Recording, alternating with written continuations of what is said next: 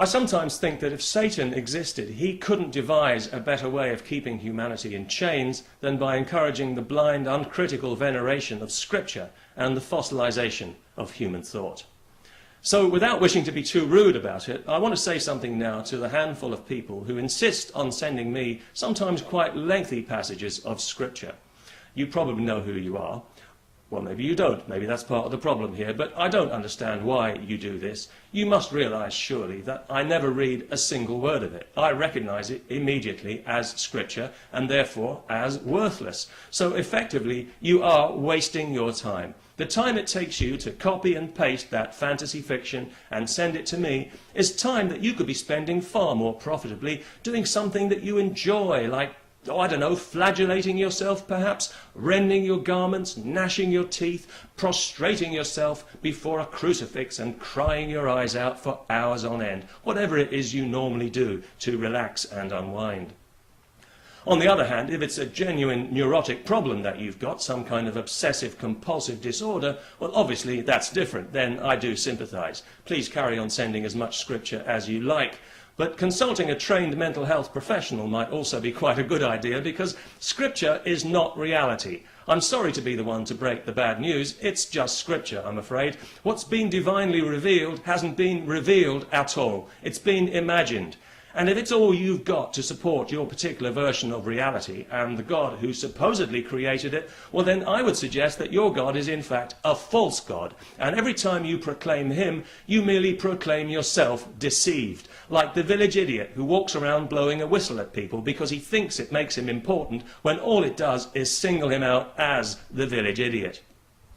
Apologies, by the way, to any genuine idiots who are offended at being associated with religion. That wasn't my intention.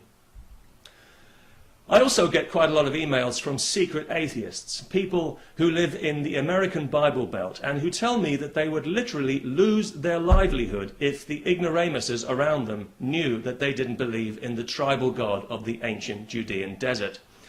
In fact, I wouldn't be surprised if there were as many secret atheists in the Bible Belt as there are secret homosexuals in Saudi Arabia.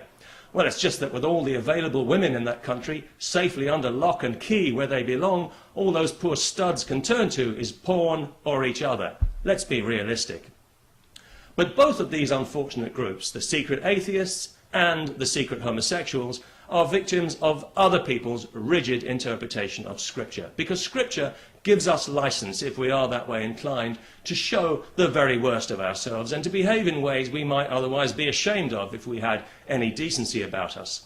There's nothing you can't read into it or take from it. So whatever nasty, shitty little attitude that you harbour towards your fellow man will find justification in Scripture, because like the sands of the desert, fixed and immutable, yet ever shifting, the words of God are infinitely versatile. Open that book and watch them dance across the page like ninjas, each one a soldier for you and your petty prejudices. But don't make the mistake of thinking that you can blame Scripture for your noxious opinions. You can seek refuge in it, as many hypocrites do, but you can't hide behind it. Because Scripture depends on interpretation, because it is so ambiguous, the way that you choose to interpret it reveals who you are in your heart. So in that sense, it's not a shield at all. It's a spotlight that shows up an evil heart like an X-ray.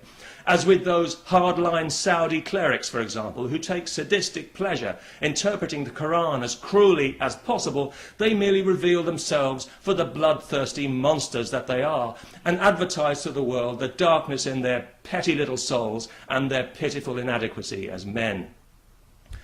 Right now, the Anglican Church is tearing itself apart because some people, again, have taken refuge in Scripture as an excuse for prejudice against women and homosexuals.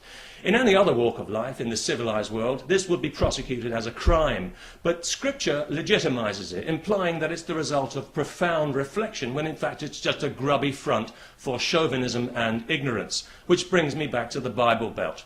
Widely recognized, of course, as an area of outstanding natural stupidity, and with very good reason, especially when you consider the millions of dollars that have been spent in building creation museums. Just think of the psychotherapy that money could have paid for. Creation museums are the latest symptom of Christie insanity to hit the United States, and they are, of course, inspired 100% by Scripture. At the moment, they seem to be popping up like mushrooms in a spontaneous eruption of life, ironically enough, all over the land of the free and beyond now. These are places of education where Christian children can go to learn the truth, that their parents are morons and quite possibly insane. They'll learn that Adam and Eve not only existed in all their Disney-like fig-leafed apple-chomping glory, but they rode around the place on dinosaurs. Hell, they probably even had rodeos. Well, why not? They were Christians, weren't they? The dinosaurs, of course, died out eventually, and, well, who could be surprised? Look at the company they had to keep. Although one dinosaur is still with us, unfortunately, and that is creationism's very own Ignoramus rex. A small-brained creature with a hard outer shell, impervious to reason, feeds exclusively on Scripture, and its copious droppings have not only been used to build these museums, but can serve as a useful metaphor for everything in them. If you've got a head full of Scripture, then what you've got is a head full of ideas that have stopped growing. That'll be a head full of dead ideas then. And you have no right to have those ideas respected or taken seriously. You're simply not entitled to it. And you've certainly got no business using them to tell other people how they should live their lives, because you don't know anything. If patriotism is the last refuge of the scoundrel, Scripture is the first refuge of the ignoramus. You can study it for years without learning anything, but you will end up with a lot to say for yourself, and it will all amount to the same thing. Talk to the Scripture, because the brain ain't listening. Peace, especially to all the secret atheists and homosexuals. Better days are coming.